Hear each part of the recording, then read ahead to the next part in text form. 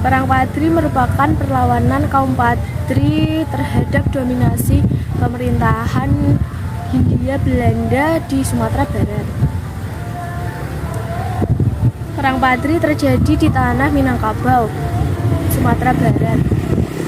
Pada tahun 1821 sampai 1837, Perang Padri terjadi karena adanya pertentangan antara kaum Padri dengan kaum adat dalam masalah praktik keagamaan. Perang ini dikatakan sebagai perang saudara yang melibatkan sesama orang Minang dan suku Mandaling. Kaum Padri dipimpin Harimau Nan Salapan, sedangkan kaum adat dipimpin oleh yang dipertuan Pagaruyung atau saat itu Sultan Arifin Muningsyah. Akan tetapi pertentangan itu dimanfaatkan sebagai pintu masuk Belanda untuk campur tangan dalam urusan Minangkabau. Pada tahun 1821, pemerintahan Hindia Belanda mengangkat James Dupuy sebagai residen Minangkabau. Tanggal 10 Februari 1821, Dupuy sebagai mengadakan perjanjian persahabatan dengan tokoh adat, Tuanku Suruwaso dan 14 penghulu Minangkabau. Pada tanggal 18 Februari 1821, Belanda telah diberi kemudahan oleh kaum adat dan berhasil menduduki Simawang.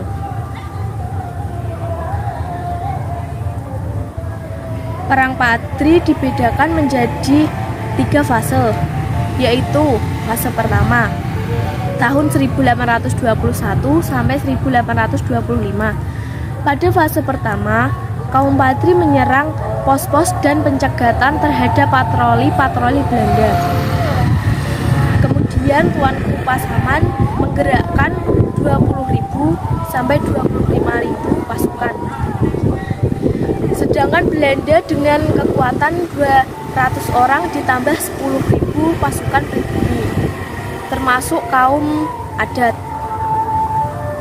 Perlawanan kaum Padri memusatkan di Lintau dan Tuanku Nan Renceh memimpin pasukan di sekitar Baso. Peperangan ini berhasil mengusir Belanda dari Sungai Puar, Guguk di Sikandang dan Tajong Alam. Kesatuan kaum Padri yang terkenal berpusat di Bonjol. Pada tanggal 26 Januari 1824 tercapailah perundingan damai. Perundingan ini dikenal dengan Perjanjian Masang. Akan tetapi, Belanda justru memanfaatkan perdamaian tersebut untuk menduduki daerah lain. Tuanku Masyangan melakukan perlawanan tetapi Belanda lebih kuat pertahanannya. Kemudian Tuanku Masyangan ditangkap.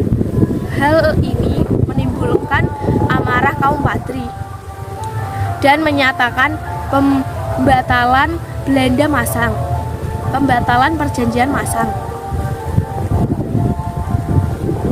Pada fase kedua, pada tahun 1825 sampai 1830, dalam fase kedua, Kolonel Destrues, penguasa sipil dan militer di Sumatera Barat, berusaha mengadakan kontrak untuk menghentikan perang. Sebaliknya, mengadakan perjanjian damai. Belanda meminta bantuan kepada saudagar Arab, Sulaiman Al-Jufri, untuk membujuk para pemuka kaum Padri agar diajak berdamai. Sulaiman Al-Jufri menemui Tuanku Imam Bonjol akan tetapi menolak.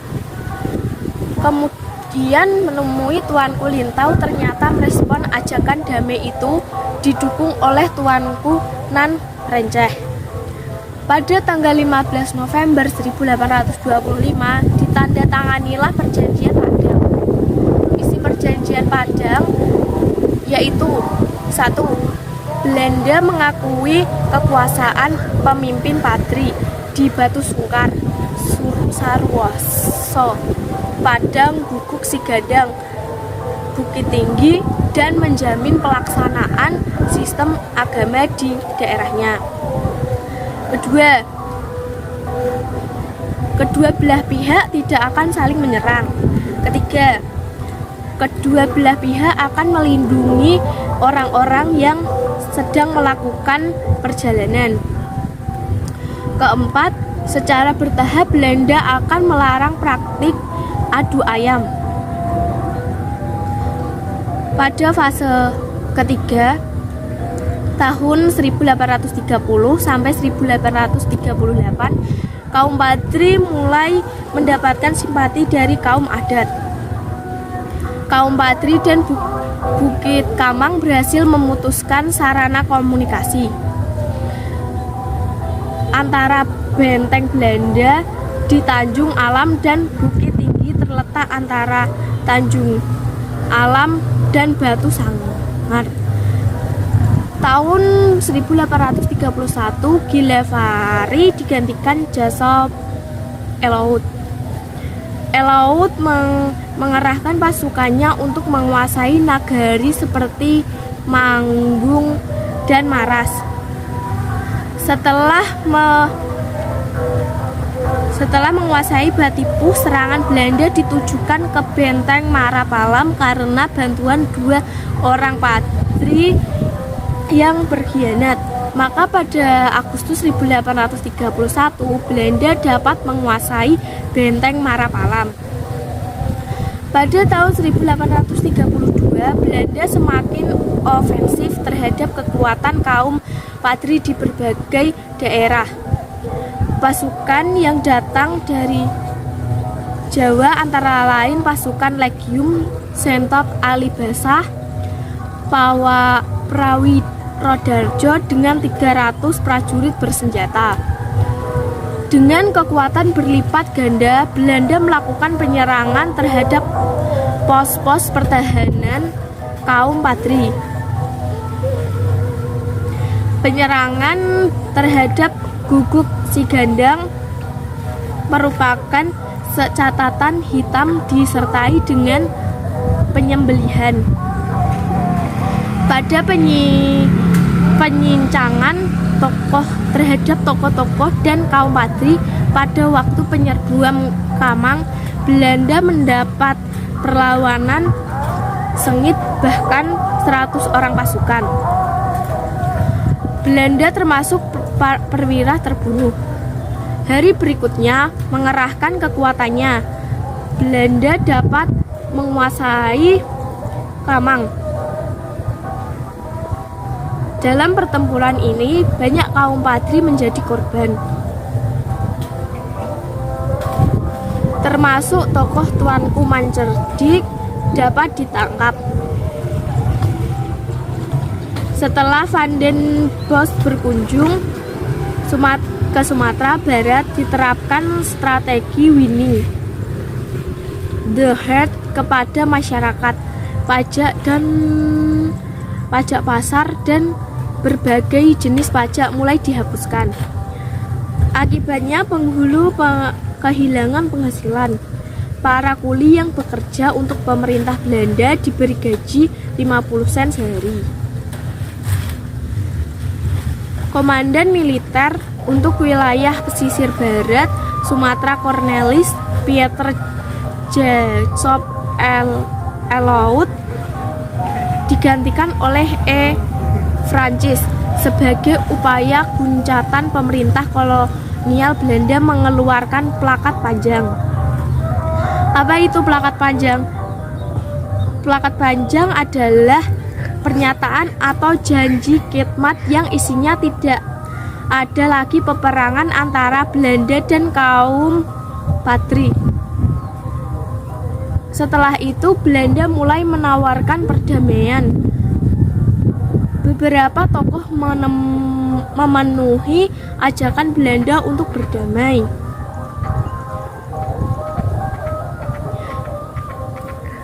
Sementara itu, pejuang terus melanjutkan perlawanan.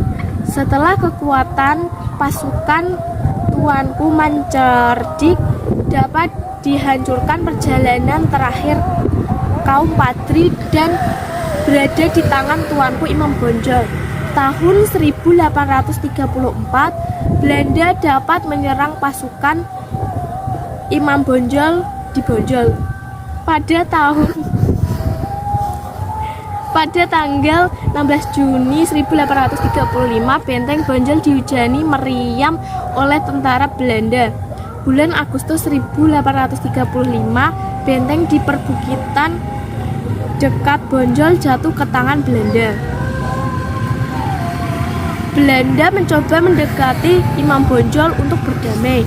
Imam Bonjol mau berdamai, tetapi dengan beberapa persyaratan. Jika tercapai perdamaian, Imam Bonjol meminta agar rakyat Bonjol dibebaskan dari bentuk kerja paksa dan nagari. Belanda tidak memberi jawaban, justru semakin ketat mengapung pertahanan di Bonjol. Pada tanggal 16 Agustus 1837,